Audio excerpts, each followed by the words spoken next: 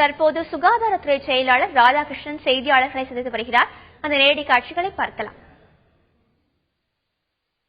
தமிழ்நாடு உங்களை எல்லாருக்கும் தெரியும், நம்ம அந்த ஸ்டெபிளைஸ்டு பாப்புலேஷன் லெவல்ஸ் அச்சீவ் பண்ணிட்டோம். ஆனா இதை தொடர்ந்து கடைபிடிப்பதற்கான நம்ம நிரந்தர கருத்தடை விதிமுறைகள், தற்காலிக கருத்தடை விதிமுறைகள், அது மட்டும் இல்லாம நம்ம ஜனத்தொகையை ஏற்படுத்தும் திட்டமாக இதை செயல்படுத்துகிறோம். விழிப்புணர்வு ஏற்படுத்த இந்த பேரணிகள் நடைபெற்றுக் கொண்டு வருகிறது. உணவு பாதுகாப்புத்துறை அதிகாரிகள் பள்ளிகள் பக்கத்துல நடத்தி வராங்க. இது 5வது நாளா கூட இன்னைக்கு நடத்துறாங்க. மாணவர்களுக்கும் அந்த கடையில் இருக்கிறவங்களுக்கும் தமிழ்நாடு முதலமைச்சர் இந்த மாதிரி உணவுப் பொருட்கள்ல இந்த தடை செய்ய பொருட்கள் பள்ளிக்கு அருகாமையில் மட்டும் இல்லாமல் தமிழகம் முழுவதிலும் இதற்கு தொடர் சோதனை நடத்த வேண்டும் என்று சொல்லி